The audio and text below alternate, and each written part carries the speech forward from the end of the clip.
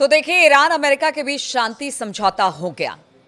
Donald Trump युद्ध से भागने के लिए इस तरह से बेताब थे कि उन्होंने ईरान को $300 अरब का पुनः निर्माण पैकेज देने का वादा तक कर लिया।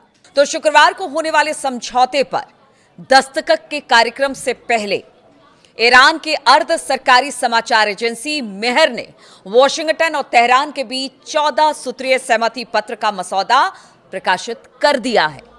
और आज बात इसी पर होगी। बात यह भी होगी कि किसकी भूमिका क्या रही, कौन हारा, कौन जीता। लेकिन जीता तो मतलब एक तरह से कह लीजिए कि दुनिया जीत गई, क्योंकि सबसे ज्यादा परेशानी इस युद्ध से किसी को हो रहा था तो पूरी दुनिया इसकी चपेट में आ गई थी। भले एक दो मुल्क ही इसमें इन्वॉल्व थे, लेकिन पूरी दुनिया इसकी चपेट में आ गई थी। तो बात आज इसी पर होगी, शांति वार्ता के वो 14 पॉइंट्स क्या है और किस तरह से ईरान ने अमेरिका को झुका दिया। जी हां, ये इसलिए हम कह रहे हैं क्योंकि देखिए, ठीक है, दोनों तरफ से बातचीत हुई, दोनों तरफ से निगोसिएशन हुआ, लेकिन एक तरफ था अमेरिका, एक तरफ था ईरान। और ईरान ने किस तरह से इन 14 बिंदुओं के जरिए अमेरिका को एक तरह से कह लीजिए कि झुका दिया। किसी भी सरकार ने आधिकारिक तौर पर इन जानकारियों की पुष्टि नहीं की है, लेकिन एक समाचार एजेंसी ने इन बिंदुओं को जरूर रखा है और इन बिंदुओं को ईरानी सरकारी मीडिया के दावे के तौर पर ही देखा जाना चाहिए जब तक कि इस बात की पुष्टि नहीं हो जाती है। यानी 19 तारीख को कह लीजिए कि इस पूरी डील पर साइन होना है। और इसीलिए कहा जा रहा है कि जो ईरानी मीडिया है जिसने इस बात को रखा है, जब तक उस पर साइन नहीं हो जाएगा तब तक कुछ भी कहना मुश्किल है। लेकिन अगर ईरानी मीडिया के हवाले से खबर की बात की जाए तो हम आपको बता दें कि ईरान की ये जीत मानी जा रही है। इस मसौदे की सबसे खास बात यह है कि अमेरिका ने ईरान को पुनः निर्माण के लिए, यानी जो नुकसान अमेरिका ने ईरान को पहुंचाया है, उसके लिए $300 अरब देने का वादा किया है और तेहरान को तत्काल $24 अरब मिलेंगे। और इसके अलावा राष्ट्रपति डोनाल्ड ट्रंप और रविवार को ईरानी सरकारी मीडिया की तरफ से जारी एक ड्राफ्ट मेमोरेंडम ऑफ अंडरस्टैंडिंग के मुताबिक अमेरिका और ईरान के बीच लड़ाई खत्म करने और हॉर्मुज स्ट्रेट को फिर से खोलने पर सहमति बन गई है। अब देखिए, ये जो बात हो रही है ना, शुरुआत से ईरान कह रहा था कि आपने जो नुकसान पहुंचाया, क्योंकि हमला पहले आपने किया है, आपने जो नुकसान पहुंचाया, ईरान में इतना नुकसान हुआ है, उस पूरे नुकसान की भरपाई आप करेंगे और इसके पुनः निर्माण के लिए आपको पैसे देने होंगे। यानी रिकंस्ट्रक्शन दोबारा से ईरान में किया जाएगा, जो तबाही पीछे अमेरिका और इजराइल ने मचाई। तो उसके लिए एक तरह से कहा जा रहा है कि सहमति बन गई है। और साथ ही स्ट्रेट ऑफ हॉर्मुज, देखिए, ईरान के हाथ में सबसे बड़ा तुरुप का पत्ता था स्ट्रेट ऑफ हॉर्मुज, उसे खोलने की बात हो रही है कि आप उसे खोलिए। यानी अमेरिका कह रहा है हम नाकेबंदी हटाएंगे। और स्ट्रेट ऑफ हॉर्मुज, देखिए, अगर ये वाकई में समझौता हो जाता है, हस्ताक्षर हो जाते हैं, तो फिर ये बड़ी राहत की बात पूरी दुनिया के लिए है। हालांकि अभी तक अमेरिका ने इसकी पुष्टि नहीं की है, ये ईरानी मीडिया के हवाले से बताया गया है। देखिए, यहां पर कौन जीता कौन हारा, लेकिन हम ये आकलन कर रहे हैं कि जीत ईरान की कैसे हुई है।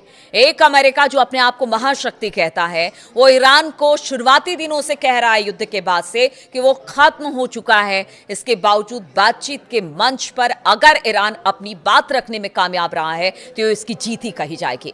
भारत के जियो पॉलिटिकल एक्सपर्ट नितिन गोखले ने अपने जो सोशल मीडिया प्लेटफॉर्म है उस पर, एक्स पर, उन्होंने लिखा है कि अगर मेहर न्यूज की रिपोर्ट के मुताबिक अमेरिका और ईरान के बीच हुए MOU की जानकारी सही है तो यह साफ है कि अमेरिका ये जंग हार गया है। हालांकि यह अंदाजा लगाया जा सकता है कि अलग अलग देश इस समझौते को किस तरह से अलग अलग नजरिए से देख रहे हैं, यह भी कहा गया। देखिए, अब बात एक एक करके तमाम देशों की, क्योंकि दो मुल्कों की बात हो रही है, दो मुल्कों में समझौता हो रहा है, लेकिन इसके पीछे इसमें इन्वॉल्व इजराइल भी है और जो शांति करा रहे थे जो देश, वो भी इसमें शामिल है। उनकी भी क्या भूमिका रही है। सबसे पहले बात ईरान की करते हैं। आर्थिक रूप से कमजोर होने और अपनी सैन्य ताकत में काफी कम होने के बावजूद भी तेहरान ने अमेरिका और इजराइल के हमलों का सामना किया। ना सिर्फ सामना किया बल्कि उतनी ही मजबूती और उतनी ही ताकत से पलटवार किया। ईरान अमेरिका के सामने झुका नहीं, जो उसकी जीत मानी जाएगी। मैं इसलिए बार बार कह रही हूं, डील हुई है, दोनों मुल्कों की तरफ से डील हुई है। कौन हारा कौन जीता हम इसमें नहीं जाएंगे, लेकिन हमें ये बात भी जानना जरूरी है कि ईरान की जीत आखिर हुई कैसे।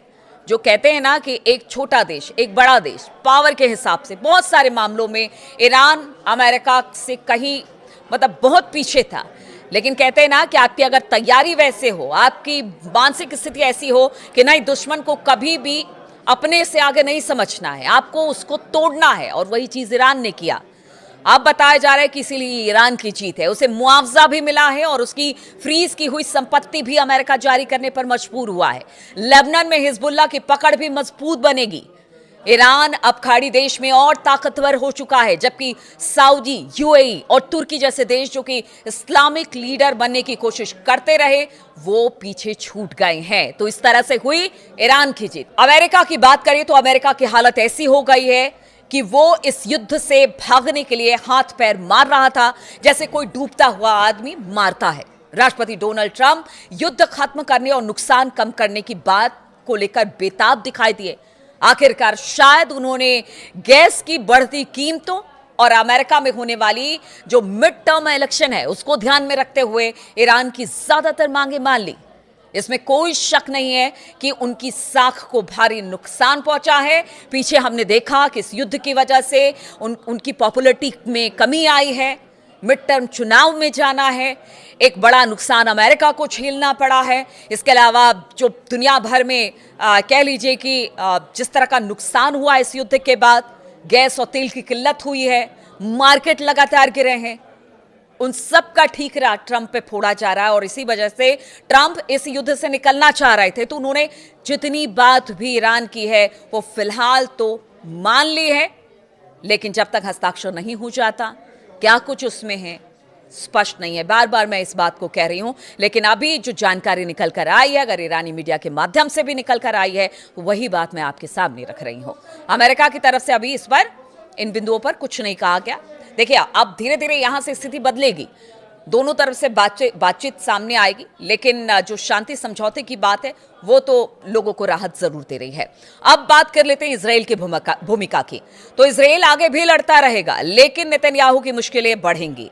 ईरान अब ये संदेश देगा कि वो इजराइल पर भारी पड़ गया है, और वर्षों से इजराइल ने जो अपनी विजेता वाली छवि बनाए रखी थी वो कमजोर हो चुकी है। इजराइल के हाथ कुछ भी नहीं आया सिवाय इस आश्वासन के कि ईरान परमाणु बम नहीं बनाएगा, यानी वो लेबनान पर हमला नहीं कर सकता। जिस तरह से उसके हमले की नीति है उसको छोड़ना होगा, हर एक मोर्चे पर आपको युद्ध बंद करना पड़ेगा। इन सब बातों को लेकर अब इजराइल भी कहीं ना कहीं बैकफुट पर है। हाँ, एक आश्वासन जरूर मिला है कि ईरान परमाणु बम नहीं बनाएगा, और इस बात को ईरान मतलब पहले दिन से कह रहा है, वेरी फर्स्ट डे वो लगातार यही कह रहा है कि हम परमाणु बम नहीं बनाएंगे, हम किसी तरह से कोई परमाणु हथियार नहीं बनाने जा रहे हैं।